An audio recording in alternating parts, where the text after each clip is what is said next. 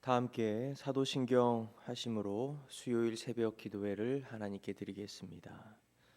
나는 전능하신 아버지 하나님 천지의 창조주를 믿습니다. 나는 그의 유일하신 아들 우리 주 예수 그리스도를 믿습니다.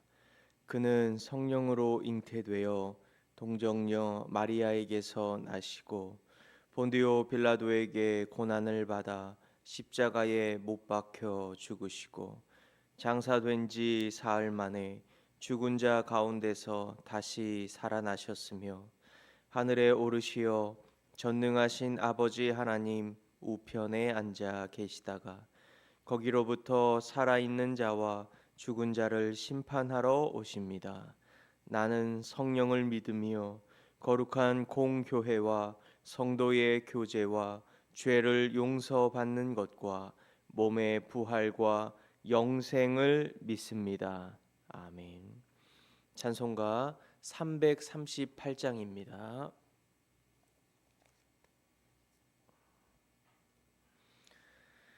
찬송가 338장을 다 함께 찬양하겠습니다.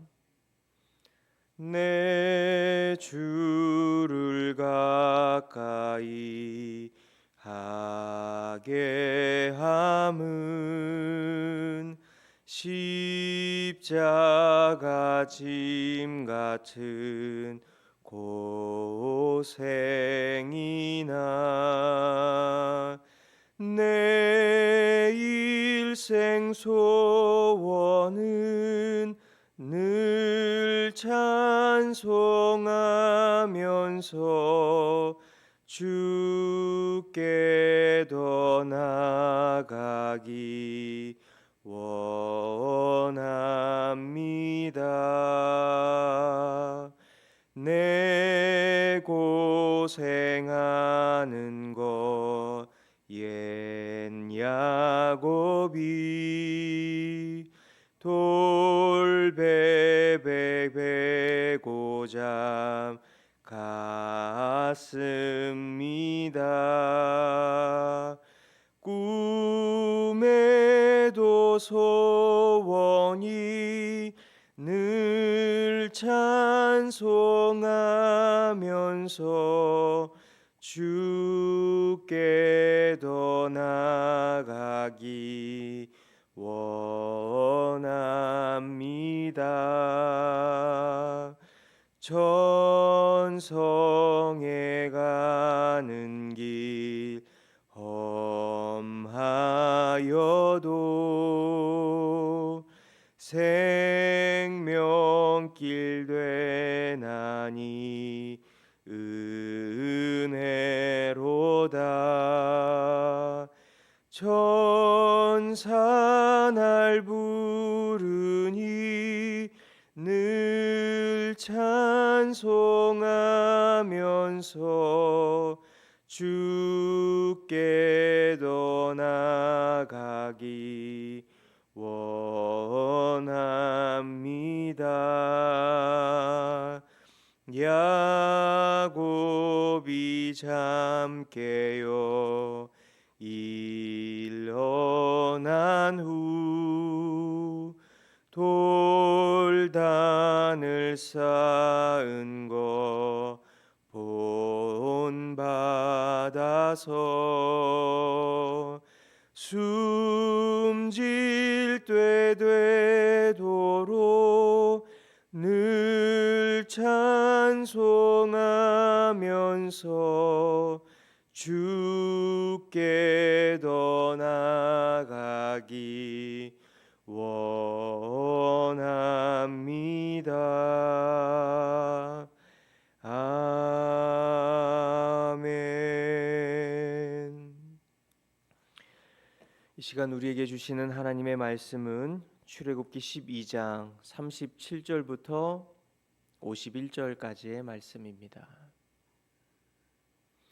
출애굽기 12장 37절부터 51절까지의 말씀을 합독하겠습니다.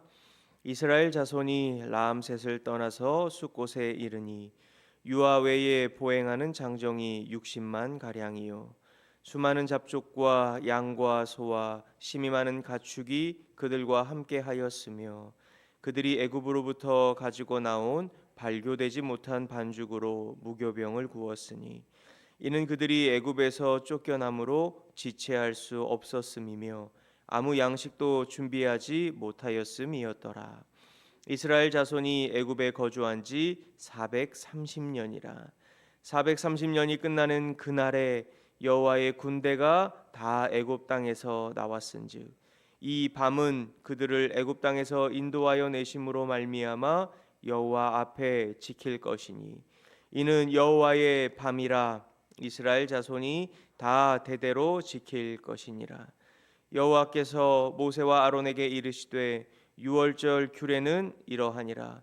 이방 사람은 먹지 못할 것이나 각 사람이 돈으로 산 종은 할례를 받은 후에 먹을 것이며 거류인과 타국 품꾼은 먹지 못하리라. 한 집에서 먹되 그 고기를 조금도 집 밖으로 내지 말고 뼈도 꺾지 말지며 이스라엘 회중이 다 이것을 지킬지니라. 너희와 함께 거류하는 타국인이 여호와의 유월절을 지키고자 하거든 그 모든 남자는 할례를 받은 후에야 가까이 하여 지킬지니 곧 그는 본토인과 같이 될 것이나 할례 받지 못한 자는 먹지 못할 것이니라. 본토인에게나 너희 중에 거류하는 이방인에게 이 법이 동일하니라 하셨으므로 온 이스라엘 자손이 이와 같이 행하되 여호와께서 모세와 아론에게 명령하신 대로 행하였으며 바로 그날에 여호와께서 이스라엘 자손을 그 무리대로 애굽 땅에서 인도하여 내셨더라. 아멘. 오늘 본문은 마치 영화의 웅장한 클라이막스와도 그런 장면과도 같은 내용입니다. 드디어 이스라엘 백성이 라암셋을 떠나 이제 숫곳을 향합니다.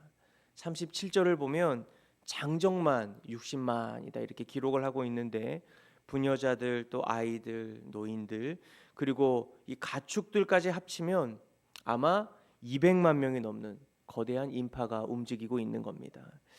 상상해 보시기 바랍니다. 수백 년간 채찍 소리와 탄식 소리만 가득했던 애굽 땅에 이제는 자유를 향한 발걸음, 짐을 챙기는 소리, 이 가축의 울음소리가 뒤섞여 이 지축을 울리고 있습니다. 오늘 우리는 이 벅찬 이동의 현장을 함께 따라가며 하나님께서 이 출애굽 사건을 통해 우리에게 어떤 영적 교훈을 주시는지 하나님의 음성을 듣는 시간이 되길 소망합니다. 오늘 본문 40절과 41절의 말씀 함께 읽어봅니다. 이스라엘 자손이 애굽에 거주한 지 430년이라. 430년이 끝나는 그날에 여호와의 군대가 다 애굽 땅에서 나왔은즉. 성경은 이 출애굽의 시점을 아주 정확하게 구체적으로 기록을 하지요. 430년이 끝나는 그날에, 그 해 혹은 그 달이 아니라 그 날이라고 이 성경은 기록하고 있는 겁니다. 하나님이 아브라함에게 약속하셨던 그 430년이라는 기한이 찾아 하나님은 단 하루의 오차도 없이 그들을 이끌어내셨다라는 겁니다. 여러분, 이 하나님의 응답은 빠를까요? 느릴까요? 이 보통은 좀 느리다 이렇게 생각을 하죠.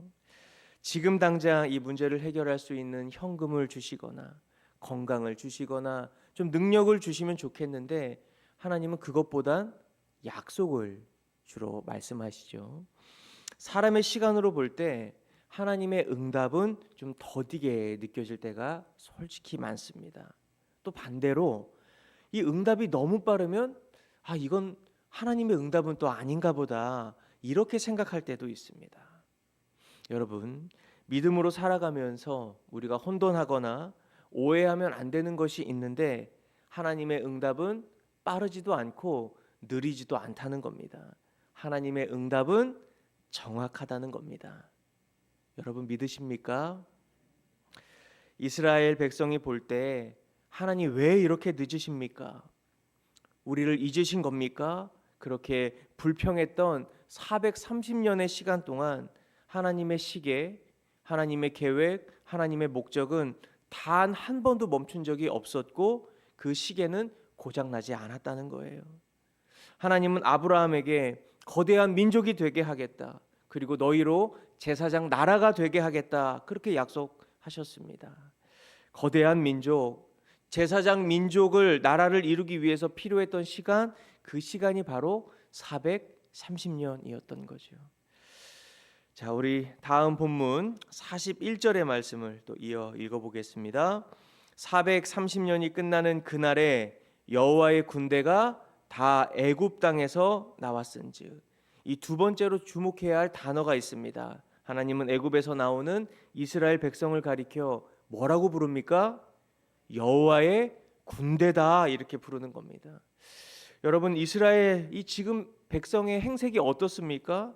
말씀에 묘사된 그들의 모습은 발교되지 못한 반죽그릇 그냥 서둘러 옷에 싸서 어깨에 메고 나왔습니다. 급하게 나오느라 양식도 제대로 준비하지 못했습니다. 겉보기에 그들은 훈련된 군인이 아니라 그저 허둥지둥 도망치는 피난민 행렬이나 오합지졸 노예 무리에 불과한 겁니다. 그런데 하나님은 그들을 향해 뭐라고 선포하십니까? 너희는 내 군대다, 이렇게 선포하는 거예요. 이것이 하나님의 시선입니다. 현재의 모습이 아니라 하나님이 함께 하심으로 만들어질 미래의 정체성을 하나님은 미리 선포해 주셨던 겁니다. 비록 너희가 어제까지는 바로의 벽돌을 굽는 노예였지만 오늘부터 너희는 가나안을 정복할 여호와의 군대다, 말씀해 주신 겁니다.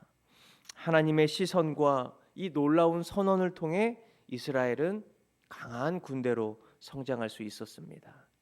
자, 다음 말씀을 보죠. 우리 38절 말씀 함께 읽어봅니다.